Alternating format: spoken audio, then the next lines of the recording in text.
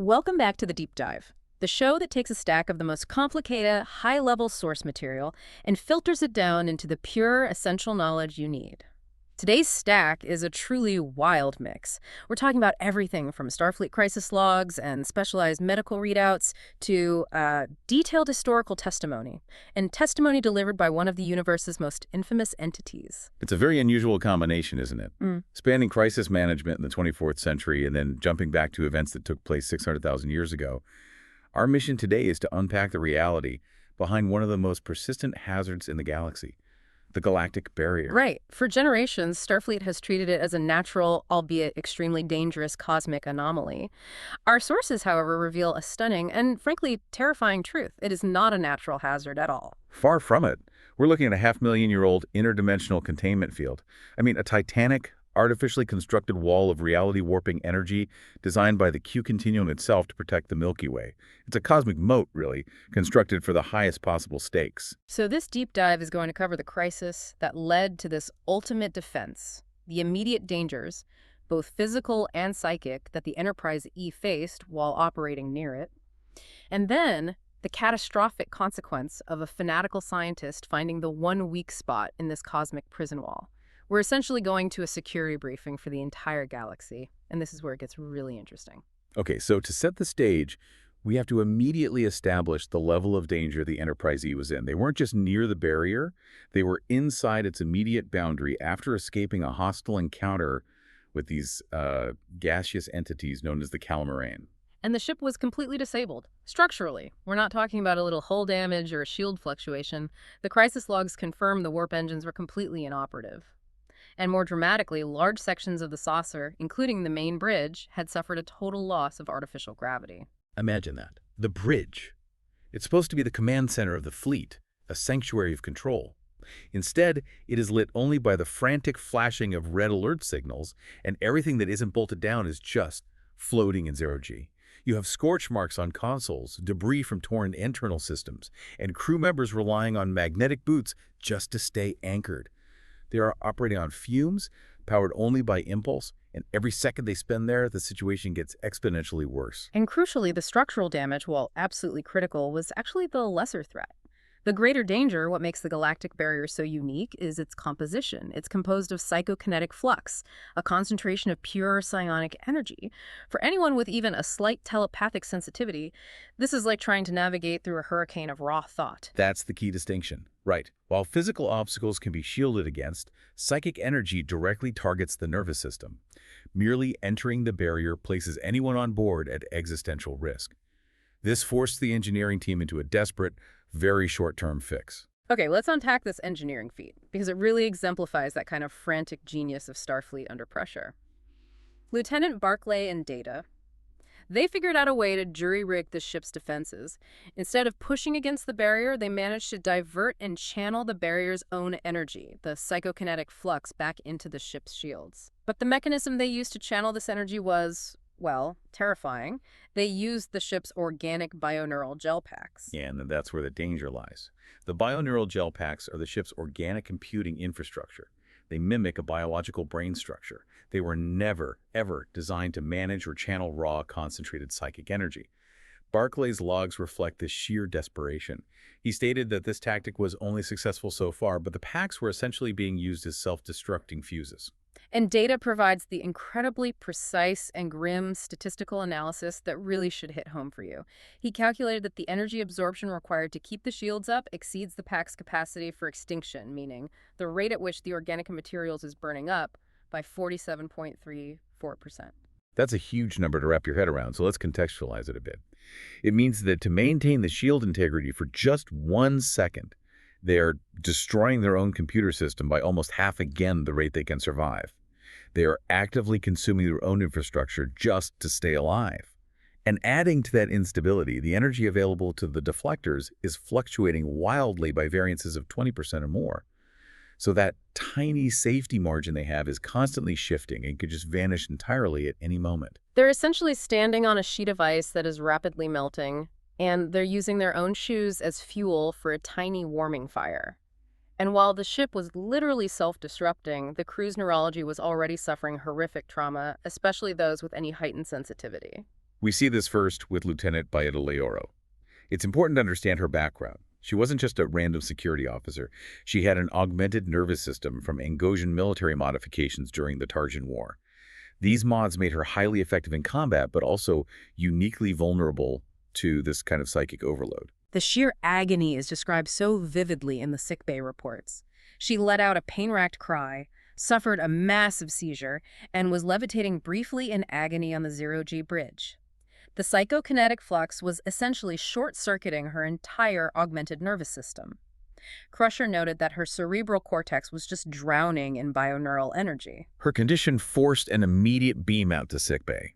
But even her rapid removal wasn't enough to prevent lasting damage. It just highlights the speed and the sheer violence of the barrier's effect. And of course, the full telepaths, Counselor Troy and the civilian Faal family, they were in the gravest danger. Troy, a full betazoid, was exquisitely attuned to this concentrated psionic energy. Dr. Crusher made a critical decision here to save Troy's life. Knowing that the overload could literally destroy her mind, Crusher placed her in an artificially induced coma. This wasn't just sedation. It was a deliberate attempt to lower her brain activity to a safe, acceptable range, protecting her from the telepathic torrent. It's a stark picture. The ship is flying blind, and their chief empath is medically taken offline just to prevent her brain from cooking. So we start this story with the Enterprise physically damaged, computationally failing, while the crew's most sensitive minds are either incapacitated or actively seizing. It's the perfect setup for the next revelation, because the immediate crisis of survival is completely dwarfed by the cosmic explanation Q provides as to why this energy is here in the first place. The transition here is crucial. We have to stop focusing on the failing hardware of the Enterprise and shift to the origins of the metaphysical wall they are trapped within. Q pulls Picard away from the crisis, taking him on a forced lesson in cosmic history, back 600,000 years. And what a history lesson. Picard is shown the consequences of a monumental Q Continuum mistake, a premature supernova, and the total destruction of a major spacefaring civilization, the Tacon Empire. Q treats this catastrophic event with his typical cosmic detachment, calling it a small matter. But the scale of the destruction is unimaginable. An entire empire, with hundreds of settled worlds and a vast history, wiped out in an instant. And this brings us directly to the antagonist, Entity Zero, Q's former mentor. And the motivation for this genocide is disturbingly simple, almost childish, which is perhaps the most frightening aspect of these omnipotent beings. Q reveals that the destruction all started out as a game. Entity Zero's allies, Gorgon, this thing called, and the One had been beaten by the Tacon in their morbid little games. It was a cosmic temper tantrum taken to the level of galactic annihilation. Inger's view of the Tacon, and by extension really all corporeal life, was one of utter contempt. He saw them merely as crude, corporeal creations fit only to provide us with a bit of diversion. This establishes Zero not just as a powerful being, but as a deeply narcissistic, malignant intelligence who views mortality as little more than a plaything. And Q, surprisingly, reveals his own involvement. He wasn't a hero yet. He was an unwilling accomplice in the fatal alliance that led to the Tacon's destruction. But that event was his turning point. He realized the act was tasteless and excessive and even sadistic. This realization is why Zero now views Q as a traitor. And throughout this vision, Picard catches these transitory glimpses of Zero's true nature. He sees his shadowy other aspect with whipping tendrils extending beyond his chosen humanoid persona. This is essential, as it tells us Zero's appearance is a mask, a deliberate deception used to interact with or manipulate beings like Q and Picard. He presents himself as an equal, but his core form is something far more volatile and alien. The incident forced the Q Continuum to intervene. This wasn't some minor disciplinary action. This was a fundamental threat to the Continuum's own stability and, I guess, their perceived superiority. The judgment was absolute and booming. Oya was deemed not worthy to look upon the Q, stripped of his standing, and sentenced to the ultimate exile. He was banished from the galaxy on every dimensional plane, without hope of pardon or parole. It is the most severe judgment the Continuum could possibly issue, a complete erasure from existence within the Milky Way. But Oizero's collaborators suffered just as intensely. The One, who fought fiercely alongside Zero, faced a grotesque fate. The Continuum bloodlessly erased the One. And here's the truly visceral detail that emphasizes the scope of this cosmic horror. All that remained was his bearded head floating disembodied in space as it screamed obscenities at the heavens. That image alone speaks volumes about the Q Continuum's concept of justice. They didn't just kill him. They executed him in a way designed to be eternally horrific and humiliating, leaving a piece of him alive and screaming as a permanent warning to any other entity that might disrupt their consensual reality. Which brings us to the ultimate breathtaking consequence of this judgment: the creation of the barrier itself. The judgment was necessary, but the Continuum knew that banishment alone wasn't enough to contain a being as maniacal as Zero. Right. They needed a physical, metaphysical, and dimensional wall. The sources describe the creation of this cosmic feat of engineering. The Continuum stretched a thin violet cord, neon bright in intensity, around the entire perimeter of the Milky Way. This cord was instantaneously expanded and solidified, outlining the entire galaxy like a force field or a moat. Think about the power required to do that. They didn't just build a wall. They essentially quarantined a region of space 100,000 light years in diameter. It is the single largest construction project imaginable. And this immense structure serves as the first line of defense, a prison wall engineered out of pure, concentrated energy, the psychokinetic flux. This explains why every time Starfleet historically encountered the barrier, they experienced neurological trauma and equipment burnout. That psychic energy isn't random cosmic static. It is the active, protective, and volatile power of a Q-build containment field. It completely recontextualizes everything we thought we knew about galactic exploration. Every time a ship bumped up against the barrier, they were hitting the equivalent of metaphysical barbed wire intended to keep the universe's most dangerous entity from coming home. And that highly charged energy is precisely what Duo would later use to attempt his ultimate escape. So now we snap back to the Enterprise in the present day, trapped within this deadly cosmic prison wall. And we have to focus on Professor Lem Faal, who moves from a desperate, terminally ill civilian scientist to the unwitting catalyst for Duo's return. Philo was suffering from Iverson's disease, a terminal illness, which likely made him psychologically vulnerable long before the ship ever encountered the barrier. For months, he had been hearing a voice promising immortality, promising strength, promising a release from his failing body. And the source confirms this voice was not a mere delusion. It was a tiny portion, or a merest sliver, of Zero's soul that had managed to slip through some minuscule crack in that massive wall. That fragment had merged with Faal's consciousness, seeing him as the perfect, desperate avatar. When Dr. Crusher examined Faal in sickbay, she witnessed a transformation that defied known Starfleet medicine. She was initially expecting damage, something like Leoros, but Faal's brain was reacting differently. Crusher realized his brain wasn't simply being damaged, it was evolving and adapting to the barrier's energy, drawing power from the very flux that was frying everyone else.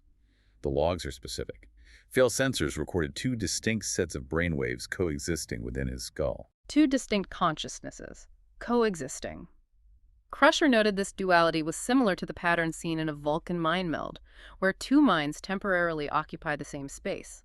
This wasn't just a simple psychic link. This was the complete merging of a desperate mortal and a sliver of omnipotent madness. And the physical changes were immediate and miraculous, yet terrifying.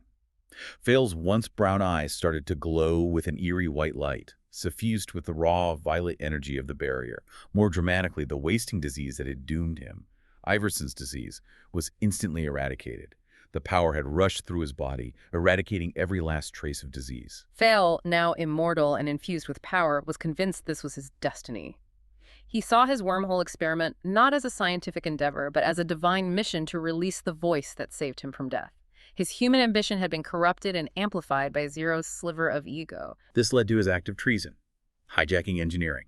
Faal, driven by this new identity, used his newly acquired telekinesis, a power he observes was simple mind over matter, showing his instantaneous understanding of universal forces to bypass security restraints and take control. He immediately rerouted power and initiated the launch sequence for this specialized quantum torpedo. Now, we should probably clarify what this torpedo was designed to do, because the terminology here, subspace tensor matrix formation, is incredibly dense. It is. Essentially, this torpedo contained a magneton pulse generator. Its purpose was to generate an extreme, localized stress point in the fabric of space-time, specifically targeting the highly energized field of the galactic barrier. The subspace tensor matrix formation refers to the specific configuration of reality distortion needed to tear that momentary, 1-second-long hole in the barrier. Faal wasn't just firing a weapon. He was creating a temporary, unstable wormhole directly into the void of exile. And Faal cemented his descent into malicious evil when Chief Engineer LaForge attempted a manual override. Faal turned his newfound telekinetic power against Geordi, focusing his mental will to deactivate LaForge's optical implants, temporarily rendering the chief engineer completely blind. Faal's internal monologue at this moment is chilling. He looked at the blind, helpless engineer and thought, a fitting fate for so limited and faint-hearted an imagination. He views LaForge's attempt to preserve reality as a moral failing, an inability to grasp his own so-called destiny. Despite the Enterprise going to maximum warp to flee the maelstrom, a move Riker made to save the ship from the predicted gravitational flux, it was too late. Data detected the successful subspace tensor matrix formation. The resulting wormhole was microscopic, and it lasted for only 1.004 seconds. But that single second was all Zero needed. He had been waiting 600,000 years for that one breach. Successfully forced his entire massive being through the shrinking window. And the moment he achieved freedom, his triumphant hatred burst forth across subspace. He wasn't just escaping, he was declaring war on his former peers, screaming, "I'm coming for you, Q and Q and Q!" The galaxy's ultimate defense had been undone, not by an invading armada, but by a combination of cosmic patience, a sliver of madness, and a human scientist seeking a cure for death. The Starship Enterprise had now become the unwilling host for the universe's most dangerous entity. The moment Vero materialized on the bridge of the Enterprise, the scene was just shocking. This was not the confident, calculating mastermind Q once idolized. He appeared like a refugee or disaster victim, his clothes ragged, his eyes reflecting pure, unadulterated insanity. 600 millennia in the void had broken his mind completely. And his return was marked by an immediate and profoundly disturbing act. He didn't waste time on philosophical arguments. He committed the ultimate desecration. He immediately murdered Ensign Glars, the young Deltan helmsman, by strangulation using a glowing tentacle that erupted violently from his own chest. A physical manifestation of his chaotic internal state. But the horror didn't end with death. Zero revived the corpse, forcing the animated cadaver of Glars to pilot the Enterprise. The ship was immediately set on a course at warp 8.8999 towards the galactic core zero destination to free his collaborator, the One. The idea that a Starfleet officer's body was being utilized as a puppet by an insane god, piloting the ship toward greater disaster. It was too much for Captain Picard. He took a phaser, set it to maximum kill, and vaporized Klars's reanimated body until absolutely nothing remained. It was an act of necessary cold finality, a refusal to allow the ultimate violation of his crew. When Q finally confronts Zero, Q attempts a quick end, firing a disintegration beam. But Zero is unharmed. The beam merely washed over him. This is the critical juncture where Q explains the terrifying nature of Zero's power and the limitations of his own. Q explains that beings like the Q Continuum operate under strict, if invisible, rules. They recognize a common consensual reality, the sort of metaphysical bedrock that keeps the universe running predictably. It's a self-imposed sanity that allows them to interact without just destroying everything. But Zero, after 600,000 years of exile, had lost his mind completely. He operates solely on his own twisted perceptions. Q states that Zero's sheer madness grants him an unpredictable and terrifying amount of power that surpasses Q's own controlled omnipotence. Think of it this way.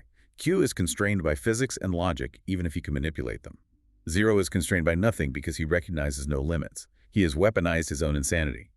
This allows him to distort and transform the fundamental laws of the multiverse in ways Q, who still requires a baseline level of coherence, cannot easily match without risking his own descent into chaos. Unable to win a direct confrontation, Q chooses evasion. He tries to escape to the Continuum for reinforcements, but finds he's bound to the ship. He's confined to this time and place by what he calls accused irons on his ankles. Zero has trapped him in a sadistic game of hide-and-seek, threatening not only Q's life, but also his family. The omnipotent entity is reduced to a fugitive on a single starship. So while Zero is chasing Q across the ship, Professor Faal, still possessed by that sliver of Zero's soul, focuses his intent in sickbay. His goal: Little Q, the infant son of Q, and the female Q. Faal, driven by his scientific madness, views the female Q as obsolete, but fixates on the toddler. He calls the child of the future, and declares it his scientific destiny to study him. Faal's logs dictate his motivation, a duty to science to study this child, to record his development, test his abilities to the utmost. He then commits an act of shocking parental terror. He forcefully rips the toddler from Dr. Crusher's arms and prepares the child for testing. Faal quickly anesthetizes subject Q with a flash of discharged energy. Then the pure madness of his plan unfolds. Using his telekinetic power, Faal physically reshapes the pediatric unit of sickbay. Supply cupboards become monitors, and an elevated incubator is transformed into a transparent dome, what the source describes as high-tech cage. The female Q's reaction is one of the most revealing moments in the entire source log. Her customary arch and haughty manner, the aloofness of a goddess, completely dissolves. It gives way to a very human emotional outburst of anguish and murderous hatred. She attacks Faal, attempting to destroy him utterly. But Faal is protected. His defense is a force field powered by energy that Dr. Crusher notes precisely resembles the highly volatile energy of the galactic barrier itself. The power granted him was designed to be impervious even to the counterattacks of another Q. Trapped and powerless to save her son, the female Q can only pound on the invisible wall while Faal continues to dictate his horrific experimental log. He details future areas of research, including physiological and behavioral responses to extremes of heat, cold, and absolute vacuum. And his ultimate monstrous intent is laid bare in the clinical language of science. Also to be explored, the long-term psychological impact of sleep and/or sensory deprivation, to be completed following eventual dissection of subject. Using that detached academic language to describe the slow torture and eventual dissection of an immortal toddler, it just underscores how far Faal and the sliver of zero within him had fallen into pure evil. As Q runs for his life and his wife is trapped, the ship's situation externally deteriorates again. The gaseous entities they fled from earlier, the Calamarain, return, subjecting the Enterprise to a tremendous jolt of tumultuous animosity. It violently drops them out of warp. They are on a three-front battle: structural collapse, internal psychic warfare, and external attack. Picard, knowing their shields are almost depleted, attempts a diplomatic Hail Mary, a truly inspired act of command. He appeals directly to the entities. He addresses them by their ancient name, the Galactic. This specific detail is so important. By recalling their ancient name, Picard validates their history and their status. He reminds them that he saw what Zero did to their ancestors 600,000 years ago, freezing them into an inert block of solid matter. He pleads with them, arguing that Zero is their true enemy, not Starfleet. They responded, but they remained cautiously noncommittal, referring to both Q and O as chaos. So Picard's attempt didn't secure an ally, but it bought crucial time and ensured the Calamarain were, at least, observing the unfolding events closely rather than immediately attacking. The true turning point, however, comes from the most unlikely hero, Lieutenant Leoro. She had been missing from sickbay, having resisted treatment. Driven by her own unique, augmented nervous system, she tracks the battle to the holodeck where Q and O are playing their deadly game. Zero, having cornered Q and speared him, was gloating over his power. He demonstrated this by compressing a Calamarain entity that had followed Leoro into the holodeck into a solid block of ice. He proclaims, "Smoke to slush to solid, atmosphere to ichor to ice." Leoro, drawing on her experience with survival tactics gained during the brutal Tarjan War, realized that the frozen solid plasma might be reversible. Her augmented system, which had almost killed her earlier, now gave her the unique sensitivity to perceive the energy signature of the frozen entity. She used her phaser not set to kill, but set to heat to melt and vaporize the crystalline remains of the Calamarain back into its gaseous state. This was an incredible act of heroism and quick thinking. It resulted in her phaser overloading and exploding, leaving her badly injured, but she succeeded in reviving the entity. This moment of mortal intervention changed the fate of the entire conflict. The revived gaseous entity immediately moved toward the cornered QQ. Seeing his opportunity and realizing he could not match Zero's chaotic power alone, stopped resisting. The sources describe a powerful, dramatic fusion. Q inhaled the substance of the Calamarain, absorbing the alien entity entirely into himself. He took in the living plasma, the collective consciousness of the Galactic. The result was astonishing. The merged entity, now glowing with the iridescent luster of the plasma in its eyes, spoke with a unified plural consciousness. It declared, "With Laurel Q already prepared for another game contest competition." This merger channeled the collective might of the entire gaseous community, granting Q the collaborative, unpredictable, and powerful chaotic energy needed to finally match Zero. With the newly merged Q Calamarain entity now fully operational, the end of the crisis arrived swiftly. It resolved the immediate dangers on both the cosmic and, well, the corporeal fronts. Zero's capture was quick. The Q Calamarain entity, wielding the combined might of the gaseous community, ended the chase within moments. It unleashed repeated, massive bolts of lightning against Zero, halting his frantic, chaotic flight across the holodeck's icy landscape. The entity, reflecting the newly absorbed mentality, declared victory with the syntax of its ally. Game competition over, will plural Q win. Gold was subdued, physically and metaphysically contained by a power that finally matched his own madness. Meanwhile, in sickbay, Professor Faal's reign of terror was dismantled by the person he betrayed, his son Milo. Milo Faal, horrified by his father's choice, Faal choosing the experiment and the child of Q and Q over his own life and humanity allied with the furious female Q. This was a battle waged purely through psychic will. Milo and the female Q combined their amplified psionic anger and fury. Milo's pain and utter betrayal, combined with the mother's absolute murderous rage, it struck Faal mentally with the force of a supernova. Faal, who had moments earlier wielded telekinesis to disable a chief engineer, just crumbled immediately under this focused psychic assault.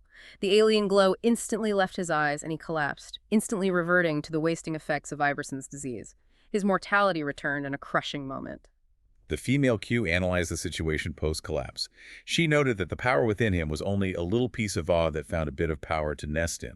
With the main entity gone, the sliver was defenseless against the combined will of a furious Betazoid boy and an enraged Q mother. The female Q, having secured her son, then dispensed judgment with a truly human and brutal sense of vengeance.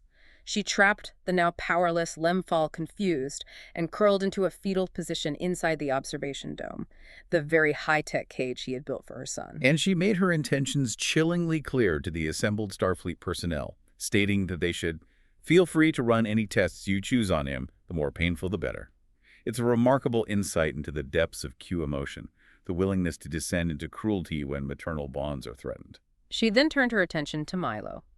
Recognizing the pain the power had caused, Milo willingly allowed the female Q to gently extract the piece of Q energy that still lingered in his mind, restoring his peace. Finally, Q disengaged from the merged entity and had his necessary reckoning with Picard. Q confirmed that Zero was back where he belongs, back in eternal exile, and the barrier was successfully resealed. The 1.004-second breach window closed for good. But the conversation didn't end there. Q had a final political warning for Picard, advising him to convince Starfleet to leave the barrier alone from now on. The Continuum, Q revealed, was still dealing with the aftermath of its own recent internal civil war and was unwilling to initiate another armed conflict so soon. That is a profound statement. It shows that even omnipotent governance is subject to political fragility and internal constraints. The Q Continuum has limits. They can't just snap their fingers and fix every problem, especially when their internal cohesion is compromised. The potential for future conflict with Zero or others like him remains high because the Continuum is currently weakened. So after nearly losing the ship, the crew, and the entire galaxy to a cosmic god who weaponized his own madness, Picard is left with the stark realization that the greatest dangers in the universe are not fleets of alien warships, but the fragile mental state of beings who wield reality-shaping power. That was truly an immense dive into source material that reframes our entire understanding of Starfleet exploration. When we started, the galactic barrier was merely a navigational annoyance. Now we understand it as a half-million-year-old monument to a cosmic-scale tragedy. It's a Q Continuum correctional facility constructed using immense reality-warping power designed to contain the insanity of one rogue entity. And critically, this incident redefined the limits of omnipotence. Q's power is shown to be controlled and self-limiting, driven by his need to maintain coherence and consensual reality. Conversely, Zero's refusal to acknowledge any external reality granted him limitless, terrifying power. It was his lack of sanity, his pure chaos, that made him the greater threat. That distinction is so vital. It's not about who has the most energy. It's about who has the fewest self-imposed limitations. And we cannot overlook the critical role played by seemingly insignificant individuals in this conflict. A desperate scientist like Faal, his traumatized son Milo, and an augmented security officer like Lioro were the essential pawns and then the critical heroes, in a conflict waged between beings who consider galaxies to be mere playthings. Right. Lioro's quick thinking, using her knowledge of survival tactics from the Tarsian War to revive the frozen Calamarain. And Milo's ability to focus his pain into a weaponized psychic anger alongside the female Q, it proved that mortal intervention, born of desperation and emotion, can indeed tip the scales against entities who rely on predictable patterns of reality. And as we close this deep dive, we return to that chilling detail about Zero's plan. The source material notes that the fragment of Zero's essence that merged with Faal had seen things through the primitive eyes of his avatar within the wall, including specifically the child of Q and Q, the child of the future. This forces us to ask a profound, final, provocative thought. If Yero's long-term plan was built around the existence of the Q-child, the next stage in Q evolution, does this mean that Q-child is intrinsically linked, perhaps even essential, to Zero's ultimate path back to power? If the future of the Q Continuum relies on a new form of evolution, and Zero's next move required that very existence, what does the necessary existence of an entity that can weaponize madness tell us about the ultimate constraints, or lack thereof, on true cosmic knowledge? Something for you to ponder until the next deep dive.